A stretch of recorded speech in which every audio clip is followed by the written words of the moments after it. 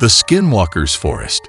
In the small town of Whispering Pines, the residents speak in hushed tones about the dense forest that hugs the edges of their homes, a forest shrouded in mystery and tales of skinwalkers. These creatures, according to legend, are malevolent shapeshifters who wear the skins of humans and animals to masquerade among them. Ethan Hayes, a seasoned paranormal investigator with a skeptical mind, but a fascination for the inexplicable, arrives in town, drawn by these stories of unexplained disappearances and strange sightings at the edge of the woods. Ethan's first night at Whispering Pines is pierced by a scream that seems to carry with it the very essence of dread, sending shivers down his spine. Unperturbed, he ventures into the woods by day, finding disturbing signs of rituals and skin shedding that no animal could account for. As dusk falls, the forest seems to come alive with an eerie mimicry of human activity, unsettling whispers carried on the wind, and glimpses of figures that are human, yet not.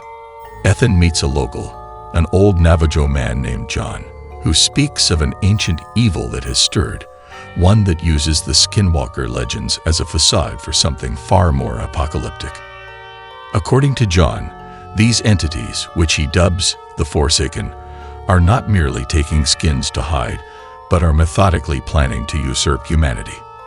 Driven by a mix of fear and intrigue, Ethan sets up camp deeper in the woods, equipped with night vision cameras and audio recording gear, hoping to capture proof of these abominations.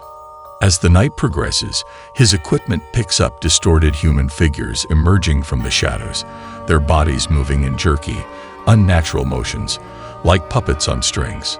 On the third night, as a thick fog descends, Ethan follows a procession of these figures to a clearing, where he witnesses the horror he could never have imagined.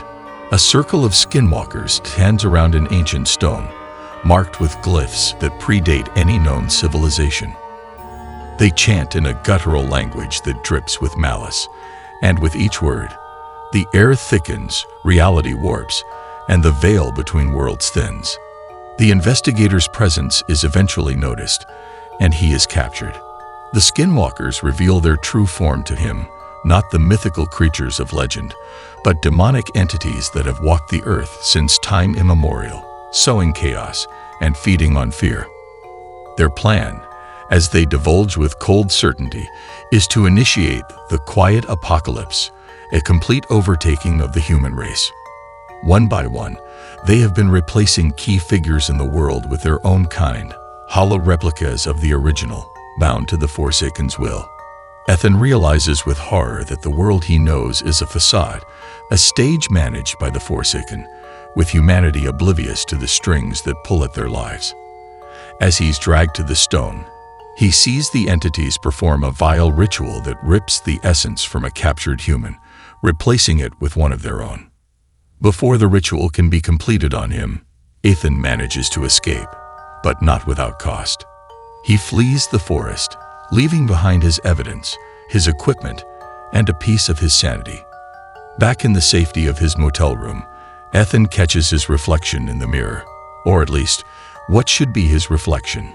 It smiles back at him with a grin too wide, eyes too hollow. A laugh, not his own, echoes from his throat as the room fades to black. The story closes with a new figure walking out of Ethan's motel room the next morning, wearing his face, carrying his name, and heading into the world with the eyes of the Forsaken. Whispering Pines carries on, unaware of the silent coup that has taken place within its midst and in the woods.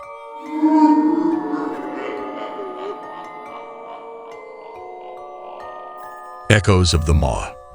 Midst the heart of the haunted woods, a darkness began to stir. It emanated from a vast sinkhole known as the Maw, a monstrous cavity, an unholy gateway to the underworld. Local legends whispered of the sinkhole's malevolent power, but curiosity had a way of drawing people closer to its gaping maw. As the darkness deepened, so did the haunting sounds. Echoes reverberated through the trees, shaking the very foundations of sanity. Desperation and terror fueled the abyss, for it fed on the primal fears of those who dared approach. The town that had once thrived nearby now found itself teetering on the precipice of madness. The sky remained shrouded in eternal twilight, and residents were plagued by nightmares that transcended sleep and bled into their waking hours. John, an investigative journalist with an insatiable thirst for the truth, became obsessed with the tales of the Maw. Determined to unravel the enigma, he ventured deep into the woods, guided only by the dissonant echoes that led him toward the source of the darkness. The closer he came to the Maw, the more it whispered to him, seducing him with promises of revelations that lurked beyond the abyss.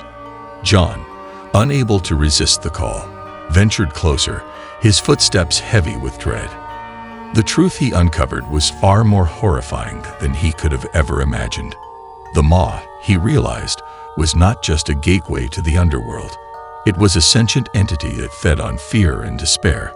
It hungered for souls and the darkness of humanity's nightmares. As John stood on the precipice of the abyss, he bore witness to the twisted birth of the creatures that slithered forth from its depths. Their forms were grotesque amalgamations of human fears, stitched together from the darkest corners of the mind. In that moment of revelation, John understood the sinister plan that unfolded before him. The Maw sought to consume the very essence of humanity, replacing every person with a copy that looked, acted, and served its malevolent agenda. Those in positions of power were already replaced, puppets dancing to the abyss's tune. A chilling realization overcame John. He was next in line to be devoured by the Maw, his soul to become yet another piece in its dreadful mosaic. The town was a mere husk, its residents trapped in a never-ending nightmare while the silent coup unfolded beneath their oblivious gaze. In a final act of defiance, John made his choice. He hurled himself into the gaping maw of the abyss, offering his own fear-tainted soul as a last-ditch effort to seal the insatiable hunger of the Maw. The ground quaked, and a deafening roar echoed through the woods as the abyss collapsed in on itself. The town was spared from total annihilation, but the scars of its encounter with the Maw would never fade. The sinister echoes still lingered, and the survivors lived in perpetual fear, never knowing if they were the true keepers of their own souls or mere marionettes dancing to the abyss's tune. The darkness of the Maw had forever tainted their reality, ensuring that their nightmares would never truly end.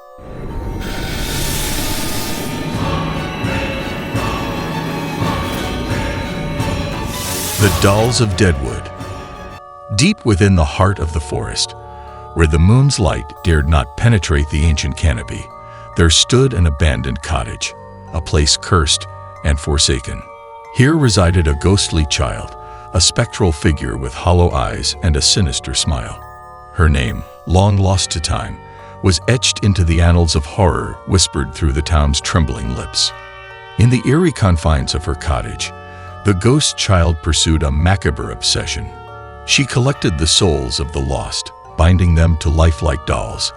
Each one a horrifying mimicry of the townsfolk she lured into her grasp. As the dolls took form, one by one, a person in the nearby town would vanish, leaving behind only despair and unanswered questions.